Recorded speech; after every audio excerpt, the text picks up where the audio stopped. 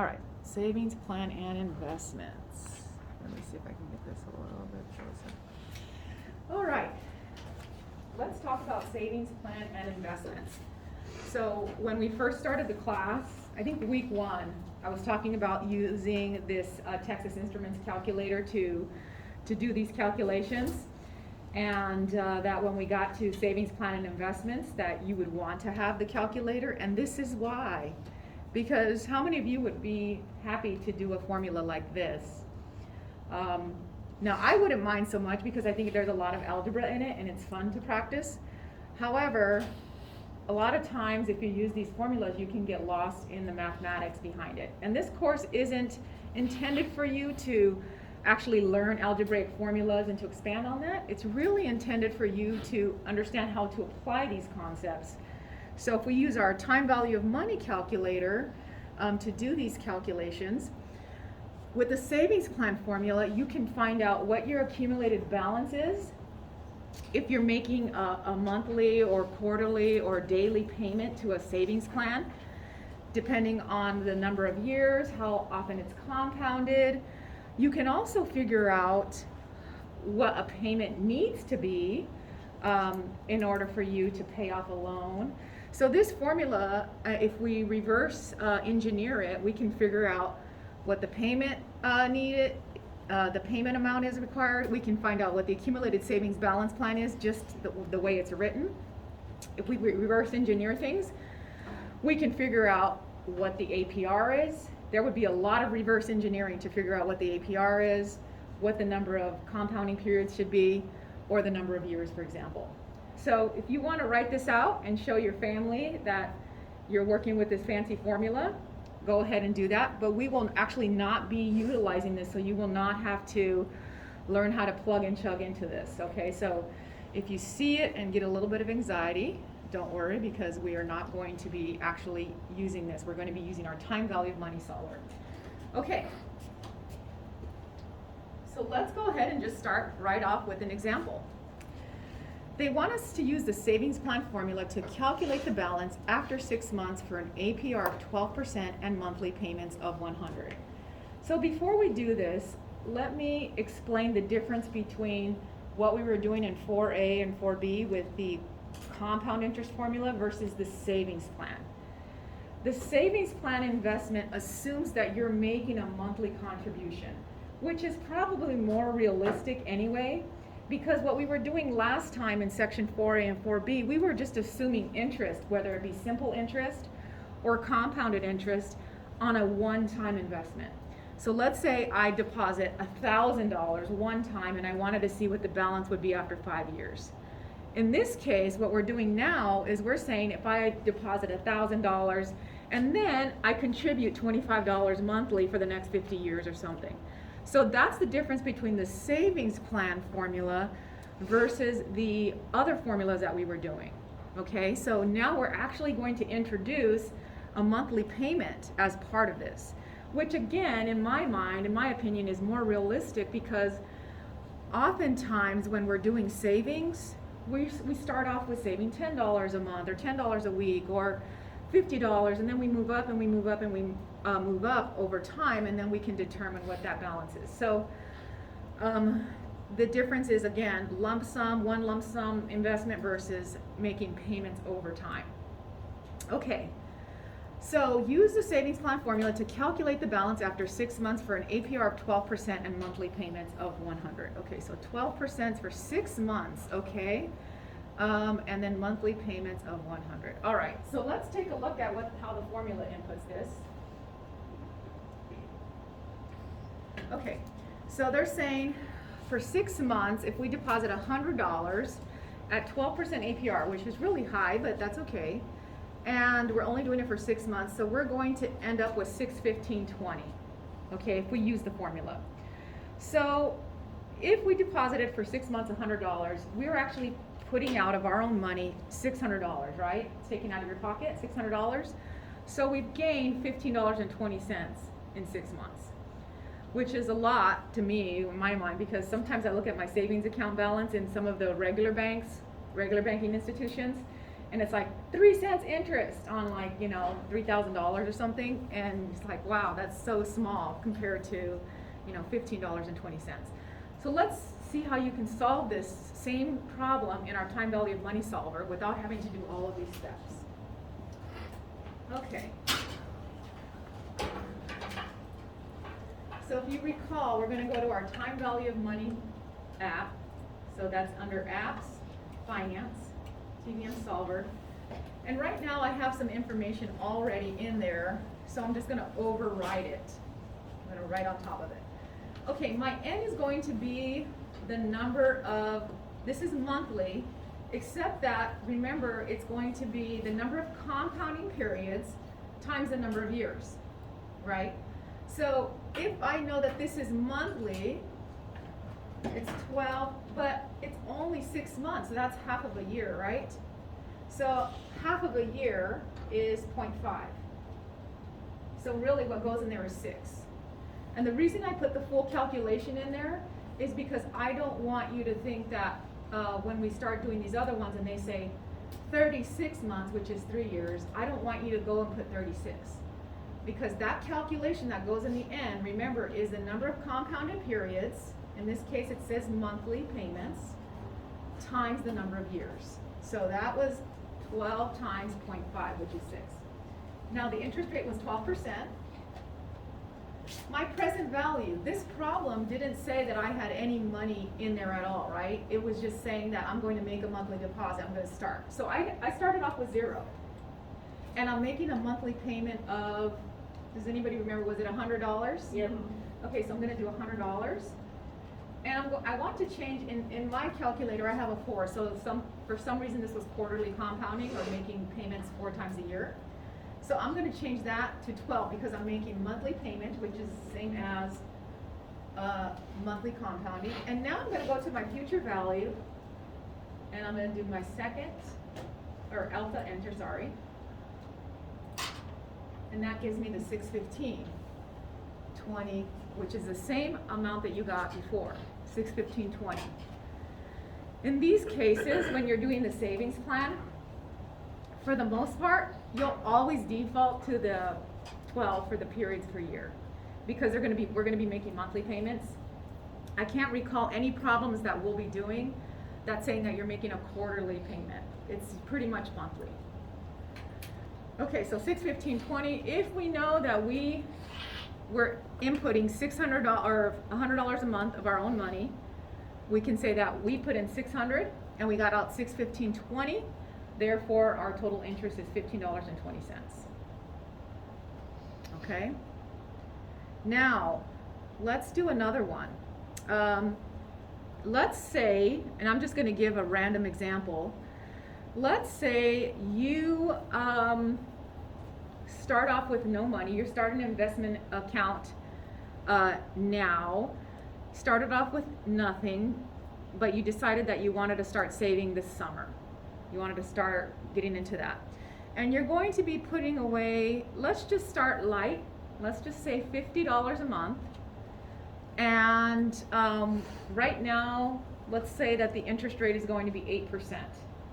So $50 a month at 8%, and let's just say that you start that habit and you create it for, you do that habit and you start saving, let's say for 5 years. Okay, so $50 a month at 8% interest for 5 years. This is again monthly. So for 8 years, now I'm going to go back up to here, it's monthly times 8 years, or did I say 5 years? 5 years. My interest rate is 8%. I started off with nothing, but I'm going to make monthly payments of $50. And because I'm doing monthly, this is assuming a compounded monthly, so I leave that as 12. Go back up here, alpha enter. Now that gives me $3,673.84. Okay, so after 5 years of making $50 payments at 8%, I end up with $3,673.84. It's hard to tell from just this number what's your interest. So if I were to ask you what is your total interest, what you'd have to do is determine how many payments did you make out of your own pocket. Okay, so we have $3,673.84. Now let's figure out how much we paid out of our own pocket. Okay. So the way we can do that is we made $50 payments for how many years? 5 years. And how many months? And they were monthly. So there's 12 months in a year. So I just multiply that by 12. So my cash outlay from this investment is $3,000.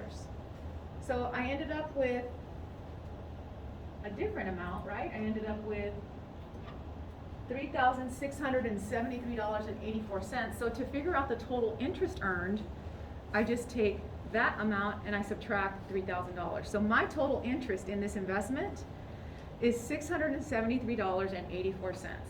And again, this interest is just making your money work for you. You're not having to do anything except be patient and wait for the interest to accrue. There's nothing you really have to do. Okay, any questions on how to input that into the calculator to find the total savings balance? Because we're going to be doing lots of those problems. Okay, let's look at another example.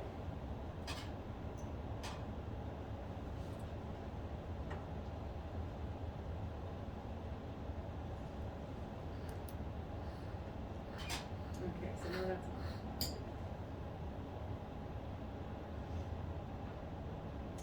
Okay, we're going to do some more examples, but before we do that, let's talk about the total return on an investment. The total return on an investment is the percentage change in the investment value. So if somebody asks you for the total return, you can use this formula. So it's the accumulated balance at the end of the period. So do you remember relative change, relative difference? So we're bringing that back into light again to practice the total return. So your accumulated balance at the end minus your starting principal divided by your starting principal, and then you multiply that by 100% to get your total return. So that's the return over the total life of your investment. So if it's 10 years, if it's 15 years, it's just taking the accumulated balance at the end minus the starting principal. Now let's do an example. Well, I don't know if I have an example of that. So let's say let's think about that one that we just did. The starting principal was, we actually had 0, right? We started with 0, and we ended up with $3,600.83. So so basically it's going to be a huge return because we can't divide by 0. So in this case, we can't do that because we started with 0. But if you started with even $1, you can actually use this. And the reason you can't start with 0 is because you can't divide by 0. Remember? Can't divide by 0 in your denominator. Now, an annual return is slightly different. Annual, so we had total return versus annual return. Annual return is the APY. Do you remember the APY that we talked about, the annual percentage yield, where it's basically the interest accrued over 1 year?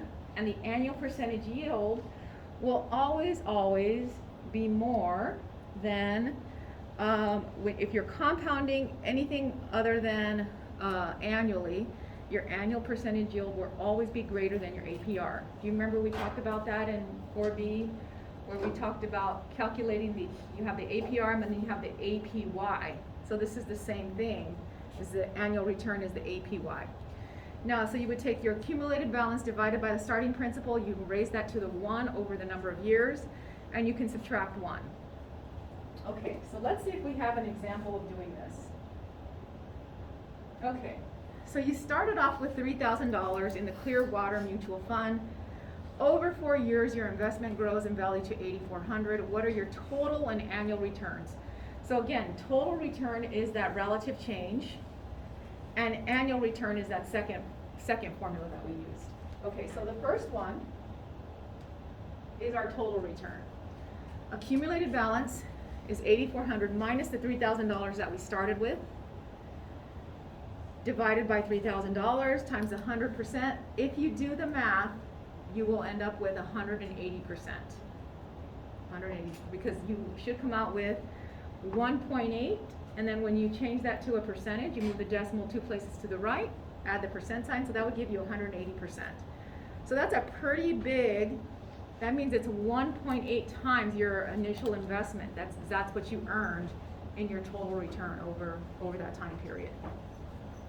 Now again, you would use this formula if you're given an initial starting balance. If you're given an initial starting balance of 0, well again, it wouldn't work in this case because you can't divide by 0. You can't have 0 in your denominator. Okay, total return. So that's our formula for total return, which is the relative change, the relative difference, relative change in our accumulated balance and our starting principal. Now the annual return, we're going to use this formula. Okay, 8,400 divided by 3,000 to the 1/4 power minus 1. Okay, the formula is accumulated balance divided by the starting principal raised to the 1/4 power minus 1. Okay, how do we get to the 1/4 power? All right, so let's take a look at that.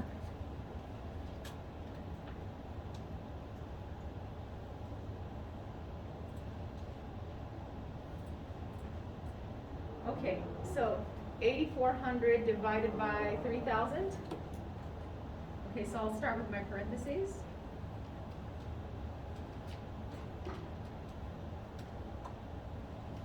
Okay, now to raise something to a power, you use the caret, this little triangle that pointed upwards. And then we're going to raise that to the 1 divided by 4. And so that gives us that's going to give us that piece, so we hit enter. And then the next part of the formula, is it just minus 1? I think it's just minus 1.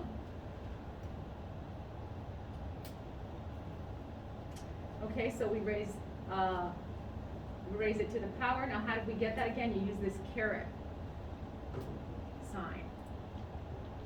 Okay, so now once we have that value, now they're taking the 4th root, which is the algebraic representation. The 4th root is 1/4 power minus 1, and then we change that to a percentage. So in this example that we did, the Clearwater Mutual Fund, in essence, we were getting an annual return of 29.4%. That's pretty good. So does anybody ever receive or is anybody in any type of mutual fund investment where you can see, okay, so mutual funds or savings, normally when you receive your annual statement, it will have the annual return formula on it. And so that's how they calculate it. They take your accumulated balance at the end of that year, divided by what you started with in January 1st, and they raise it to the 1 divided by basically 1 year, and they subtract 1, and that's how you get your annual return on your annual yield, basically, on your investments. Okay. I shouldn't say it's not kind. My mom just couldn't afford it. So, okay, so let's pretend you have a child that's born and you want to set a goal of building a $100,000 college fund in 18 years. $100,000 is so much money, but this day and age, you know, university is so expensive, and I'm really hoping that in future years it will change. That this will change, and that so that universities won't be so cost prohibitive. It's so expensive. Student loans are going nuts, as you're probably aware. So let's say that you want to build this college fund so that you don't have to pass the burden on to your child. For 18 years, you're making regular monthly payments, assuming an APR of 3%, which is kind of low, but some of those 401k college investments aren't very high. So let's pretend we're going to do that investment, and we want to know how much you should deposit monthly. So they're not asking me for the accumulated balance, they're giving me the accumulated balance of what I want, right? So they're telling me the target of what I want to achieve, and they're asking me how much I should deposit monthly. So they're asking me for the payment amount at 3%. And then they said, well, how much of the final value comes from actual deposits and how much comes from interest? So we're going to use our time value of money calculator to answer this question. Okay, so $100,000 for 18 years at 3%. All right, so let's answer the question. Okay, so 18 years monthly. So that's going to be monthly times 18 years. So my N is going to be 216 periods. My interest rate was a low 3%. And I don't have anything to start, but I know that I want a future value of what? $100,000. So let's put 100,000 here. And again, this is monthly, so I leave that at 12. My goal here is to figure out how much I need to invest in that payment every month in order to achieve that $100,000 target. So I'm going to hit alpha enter on payment, and that tells me that I need to make a payment, a regular payment of $349.72 a month. Okay, which is like $175 or something like that, every 2 weeks, to accomplish $100,000 at 3%. That's assuming 3%. Okay, the other second part of the question was, how much of this is interest and how much of it is your deposits? All right. We figure this out. Okay, so $349.72. Let me just write that down so I can remember. $349.72. And they want to know how much is interest versus how much is our cash outlay. Or how much of it is from interest versus how much of it is from our payments. Okay, if we solve for the payment at $349.72, and this was for 18 years, so let's figure out how much we deposited. Okay, so we said $349.72 for 18 years monthly, right? That's what we're going to do. So we're actually contributing from our own pocket $75,539.52. So that's coming from my own pocket because I'm making that payment that we just solved for. If I had $100,000 at the end of that time period, and I just subtract, that means that I'm getting $24,000, $24,460.48 in interest.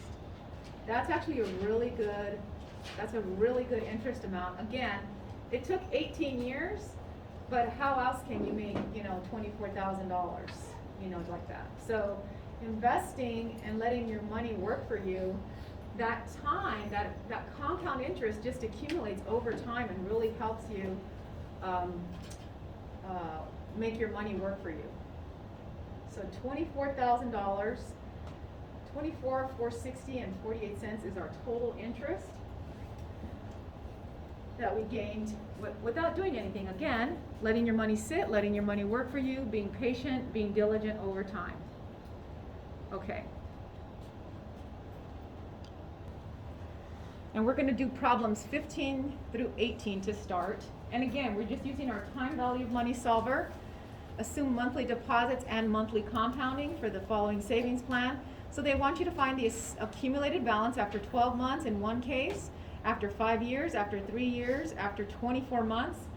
24 months, you can convert that to years. If they give you a monthly, if they give you the months in a problem like this, you don't have to take 12 and multiply it times the number of months. If they give you the number of months, then you have your N already. For an example, the first one. Normally in our N, we would put the number of compounding periods, which is 12, right? Times the number of years. Well, 12 months is 1 year, right? So if we have 12 times 1, it's still 12.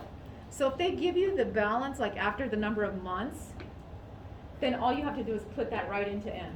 So like number 18. However, with numbers 16 and 17, you're going to want to multiply that by 12 again because that N is really based in monthly periods. Okay, so go ahead and try those, and then we'll check back and see how you did. All right, so let's solve those 15 through 18 and see how you did.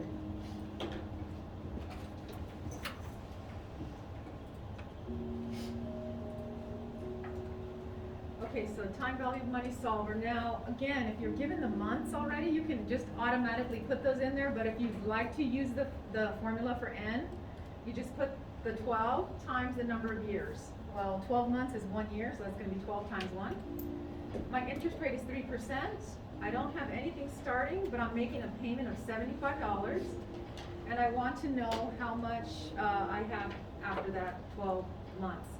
So I'm gonna sit here and do alpha, enter. So $912.48 is my ending balance. All right. Next one. Next one was 5 years monthly, so I'm gonna take 12 times 5. Sorry, really quick. Oh yeah, You do number 15. that was number 6. That was 15. Now I'm on 16. Was the payment not $25? I don't think so. So let's go 12 here. My brain's not working. 3%, 75. Was it 25? I could have been wrong. 75. All right. Yeah, great. Okay, so $75. So it's $912.48 the ending balance. But if you had $25, we can figure out what that was. That's a good starting point. $304.16. Okay, so the next one is 5 years, so this is gonna be 12 times 5, interest rate of 2.5%, making monthly payments of $200, so you're getting a little more aggressive here.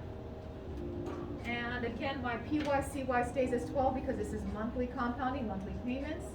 My future value, just hit alpha enter here. So $12,768.11 rounded.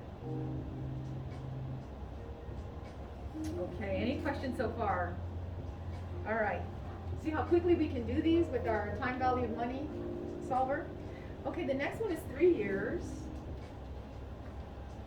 So 12 times 3, 4%, $200, and I'm just gonna click here. So 76, 36, 31. All right. And finally, the last one is 24 months. So again, this is 24 months, or you can take 12 times 2. I'm just gonna put the 24 in here. Interest rate is 5%. Present value of 0, $125 payments. And I'm going to hit alpha enter. And that gives me $3,148.24. All right.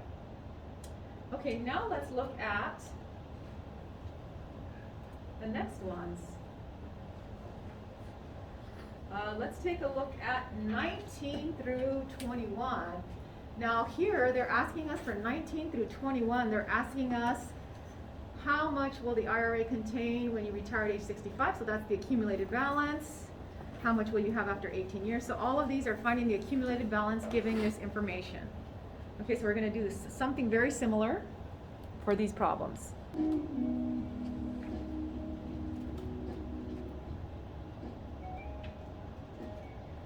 All right.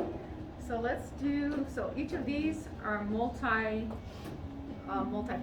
So we want to find out the ending balance. We also want to find out how much you put out as far as your cash outlay, and then your total interest over time. Okay, number 19. Let's start with that one. Okay, number 19 is, I started when I was 25, ended when I'm 65. Some of you aren't even 25 in here, so you even have a longer period of time to save money. Okay, so that's going to be 40 years, or I can take, so I can figure out 40 years times the number of monthly. So 12 times 40 years, so that's 480. My interest rate is 5%. I didn't start with anything, but I'm going to make monthly payments of $150. And my PYCY stays as 12 because we're assuming monthly compounding, monthly payments. So what I end up with is $228,903. $228,903.02 and 2 cents. So that's what I ended up with. Now, accumulated balance, that's one part. The second part was, well, how does that compare to what you put into the investment? So, let's get out of this and go into calculation. Okay, so if we made $150 payments monthly for 40 years, that is my total cash outlay, $72,000. So from my pocket, I made payments of total $72,000. However, I ended up with $228,903 and 02, right? Now I'm going to subtract the answer that I had previously of 72,000, and that gives me 156,903.02. So that's the interest. 156,903.02. Right, so that's a lot of interest. So basically, what we can say here, I mean, you basically doubled. You put $72,000 of your own cash, but you got more than double in interest. So we can figure that out. If we take $72,000 divided by 156,903.02, which is our interest, we put in like 46%, because 45.8% rounds to about 46%, and the other part is all interest, so to make up the 100%, so 46, so if you want to take 100% minus 46%, so basically more than half of your total account value, 54% of that, is from interest, whereas 46% is your cash outlay of $72,000.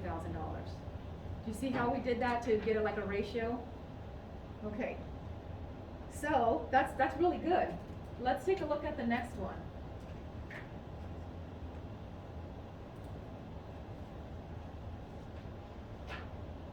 Okay, the next one is also 40 years, so I'm just going to leave that 480 that's there. It's 40 years. This is 6.25%. I don't have anything starting off with, but I'm going to make $100 payments. So, my future value is $213,000, $191.25. Okay, so how do I figure out what is interest and what is my cash outlay? So let's go back to here. So I know that I made $100 payments monthly for 40 years. So my total investment is $48,000. And I ended up with $213,000. That's quite a bit. So $213,191.25 minus what I had previously is the $48,000. Gives me $165,000. Wow. In interest. I only had to put in $48,000 and I ended up with $165,000 in interest. So how do we figure out what the percentage is? Well, if I take $48,000 and I divide that by 191.25, I'm getting basically 29%, so let's just round that to a whole number. 29% is my investment. So that means that the rest came from interest. So if I take 100% minus 29%, you can find out how much was interest. 71% is interest. That's quite a bit of money, right? The ratio of that, you only put in 29%, you're getting 71% in interest. That's really good. Okay, any questions so far on these two? All right. Let's take a look at the last one of these. Okay, the last one was 18 years. So a 12 times 18 years, so that number should be 216. Interest rate of 3.5%. Present value, I'm not starting with anything, but I'm going to make $300 payments. So that means my future value here is $90,091 and let's round that to 51 cents. $90,000 after 18 years.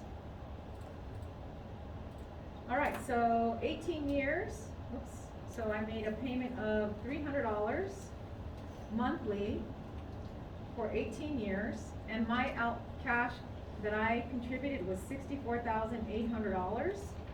And I'm just gonna divide that by, actually, I'm gonna subtract that. So let's take our total, what we had, 90,000, 091.51, and subtract the 64,800. So $25,291.51. That's a shorter period, 18 years versus 40, so that's why your interest is a little bit less, even though you're making a $300 payment. Also, you'll notice that the interest rate on this one was 3.5%.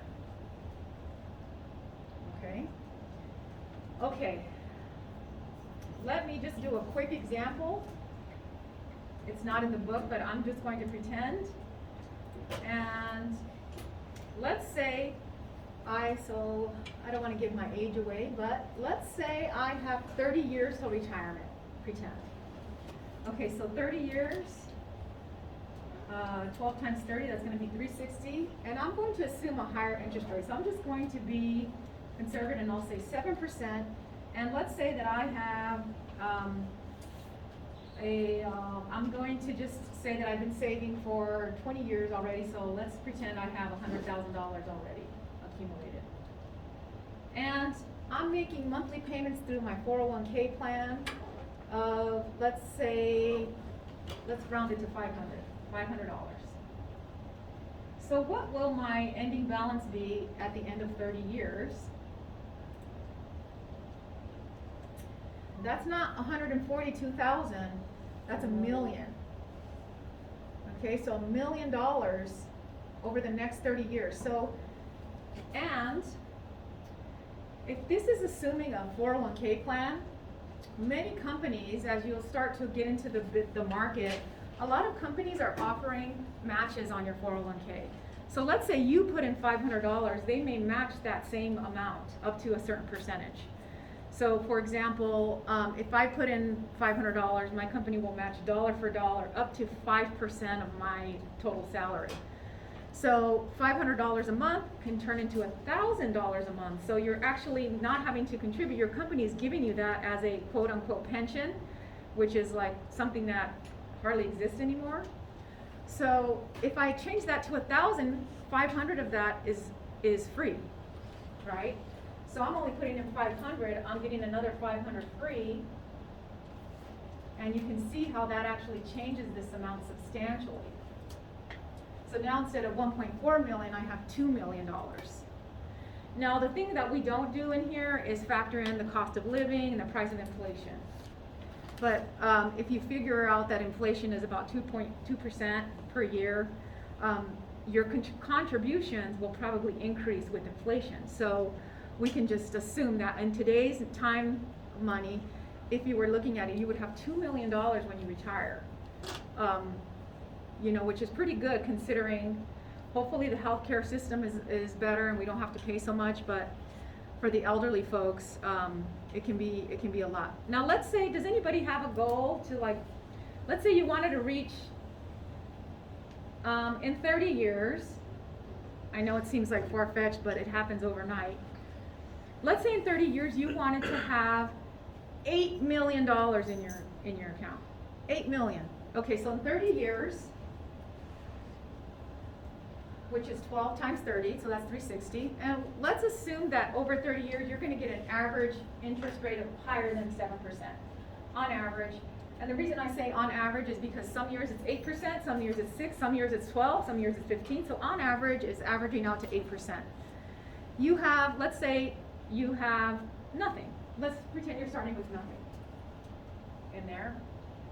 And you wanna figure out what that payment should be in order to reach that future value of $8 million. So let me just put this in. 8 million, so 0, 0, 0, 0, 0, 0. So we want to figure out how much we should put in on a monthly basis to reach that $8 million. Now it's probably going to be a big number, so don't be startled.